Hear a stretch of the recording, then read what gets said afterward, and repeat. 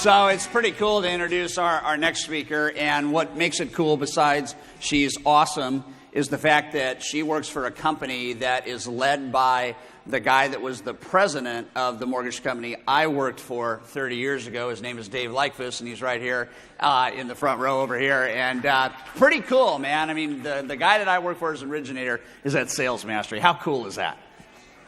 And he still likes me. It's very, very, very cool.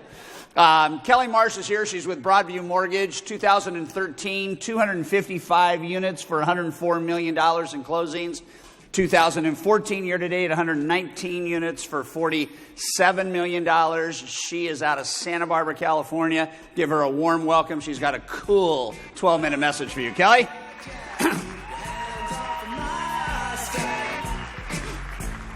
How are you? Great. Love the shoes. Woo! Just got them today. So I want to start off by asking you a question. How many of you have watched Simon Sinek's TED Talk or read his book, Start With Why? Okay, I see hands. That's a good sign. Well, I read it, and for me it sparked a powerful journey around personal and professional growth. I've been to a lot of seminars over the years to be a better person, to be a better me, and I've seen how others have been successful. But along the way, I've figured out my way, always staying authentic and true to myself, which has allowed me to thrive. And you know, the preparation for this talk has even helped me become clear on my why. And the discovery I've made is this: I am committed to people. I continue to be a student of growth, always pushing myself to be a better leader, a better parent, a better wife, and overall a better human being. And it would be easy to sit there and take down notes of what I do and what the other top producers do that make us successful, and to think that this is your way. But I don't think that that's entirely it. So I challenge you to discover your way and to define what your commitment to people looks like. So I'll be talking about what my commitment to people looks like. And I know we live in a high-tech digital world, but I believe there's nothing more powerful than a face-to-face client interaction. So think about this. Have we ever been hired for a job over email? How about over the phone? So why do we think that getting hired to help a client with one of their biggest financial transactions in their life of buying a home would happen over email or over the phone? Don't get me wrong, I'm not saying that it would never happen. But does it happen 90% of the time? So what if you could help 90% of the clients that you talk to? Well, check this out. I've tracked my pull-through ratio of client face-to-face meetings, and when I sit with 10 qualified clients, 9 will do their loan with me. And this is a direct connection to the way that I conduct my face-to-face meetings. Now, when I don't meet with clients face-to-face, my success rate drastically changes. And remember, this is a business about helping people. Commitment to people on my mortgage journey has 3 parts. Number 1, I educate. Number 2, I guide. And number 3, I connect. So let me explain to you what educate means to me.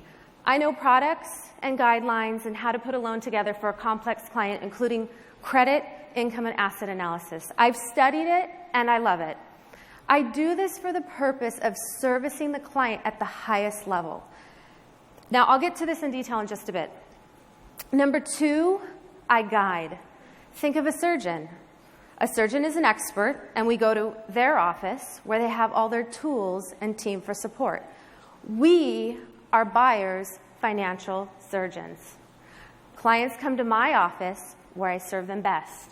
After I educate, I guide them by offering up options that fit their needs.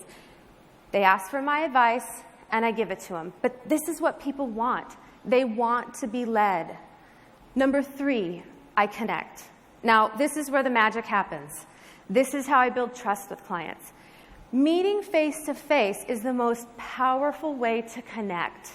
And you know, probably a bigger reason why I meet with clients face-to-face is because of what happens below the surface of words. If 70% of communication is nonverbal, then it is literally impossible for me to pick up on how a client is feeling if they're not sitting across from me face to face. And we all know there's a lot of emotions that are triggered in the home buying process. And not only am I aware of the client's nonverbal communication, but I'm very aware of my own. So perhaps you've changed your mind, you made a decision and you changed a mind, but when you met the person, you changed your mind. So this recently happened to me when I was approached to be part of an elite mastermind group, which was a huge commitment. And initially over the phone, I said I was interested. And then a few weeks went by, and I slowly started talking myself out of it, telling myself it was too much time, it was too much money, my business doesn't really need this right now. And minor detail, I actually have no idea who this person is. Well, then I met him face to face. And shortly after we started talking, I felt connected. I felt his authenticity and that he truly cared about helping people be better. And yes, I wrote a check right then and there. But see, this is the power that we have when connecting with people face to face. And think about the decisions that you've made that you didn't know that you would make. That's your gut. That's emotion talking, not logic. Nothing tops the emotional connection that you get with a person over face to face. Okay, so now I'm going to talk about the nuts and bolts of what my 60-minute client meeting looks like face to face. And I've asked myself a dozen times if this is too boring or not deep enough for you guys, but really at the end of the day, this is where the magic happens for me. So stay with me here, follow my process, and then take what feels right for you. So, and remember, I educate, I guide, and I connect. So I don't have clients fill out anything ahead of time. So prior to our meeting, we've prepared them of what we need them to bring. So I meet with clients that bring me their docs. I have 2 large monitors on my desk, and I turn one of the monitors so the client can easily see what I'm doing, and they're going to follow me along the entire way. I walk them through the loan application, which takes about 20 to 30 minutes. And then when we get to the income section, we're going to review the income docs with them right then and there, so they understand the income that I'm using for them qualifying. And call me crazy, but I love tax return analysis. The bigger the tax returns, the better. Then we get to the asset section. So we're going to discuss briefly the down payment ideas that they have, and I'm going to walk them through documenting money. We also talk about the paper trailing process, so I prepare them for the loan process. Then we get to the liability section. So I'm going to explain to the client that I need to run their credit right then and there, and I'm going to review it with them to show them if there's anything that I see that they could do to help maximize their credit score. So I explain how important credit plays in the loan process. And this is also where I pay extra attention to the body language of the client that's sitting across from me to make sure that they feel comfortable with me pulling their credit. And very rarely does a client not want me to pull their credit. And you know why I love pulling and reviewing credit with a client? Because very few people take the time to do this. And I often tell clients, if it's not broke, don't fix it. So we finish up the loan application at this point, and now we're ready for the fun stuff, which is running our numbers. So remember, the client is sitting across from me at my desk this entire time, okay? So I start off by asking the client a few questions, like if they have a purchase price in mind or a monthly payment in mind, and I already know what their down payment idea is, so my mind has already been working on what the client's options will be. So I start off with a purchase scenario. However, before I input a rate, I move over another window on my computer, which is the current mortgage-backed securities market. I explain to the client basically how interest rates work, showing them the 6-month, the 12-month, and the 2-year trends. Now, I believe as loan originators that we need to understand and watch the current mortgage-backed securities market. We need to understand the daily movement in price and how this correlates to interest rates. So after I spend a few minutes on the education about rates with the client, I will let them know where interest rates are, and then I ask them if it's okay if I pad their rate an eighth, if not a quarter in rate. Well, now that the client understands the basics around how interest rates work, they usually prefer that I run with a padded rate. So how many loan officers do you think want to pad a rate in order to win a client's business? To actually go up in an interest rate? Well, I actually do, because I understand how rates work. They change daily, and I feel that if I run with rates low, then I could be letting that client down when they go into escrow. Let me hit the pause button here. This is big. So when you are someone that has mastery in an area that someone else doesn't, and in this case, it's the bond market and how interest rates work, then you become someone that the person sitting across from you trusts. And the impact is that rate shopping goes out the window. So I just want to make sure you don't miss that. Okay, so I finish up this, and I typically I'm going to circle back around. So I typically am going to run about 3 to 4 worksheets for a client, and I don't handwrite a thing. I highlight and write on their worksheets, but I print the details fees worksheet. I let the clients know along the way not to worry about taking a ton of notes, because the worksheets that they're going to take with them are the blueprints for their loan. And my rule is that I don't print a worksheet that I can't get the client approved for. Okay? So after our 60-minute client meeting, this client walks away knowing exactly where they stand in terms of a purchase price, a monthly payment, their down payment options.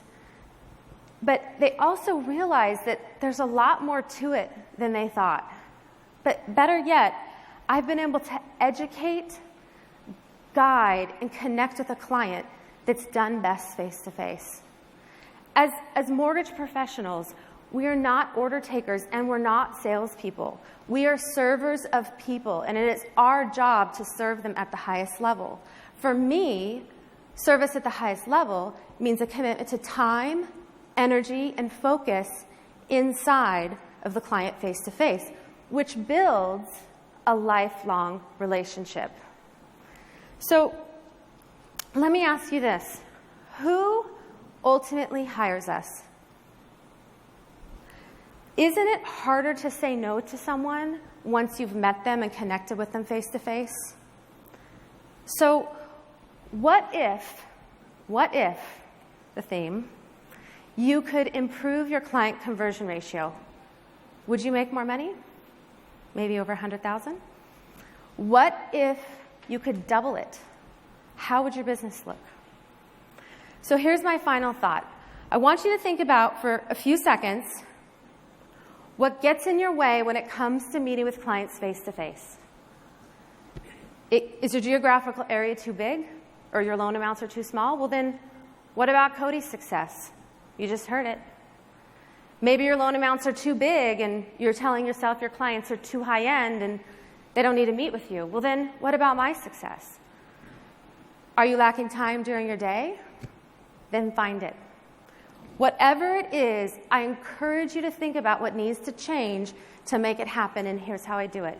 I educate, I guide, and I connect. Thank you.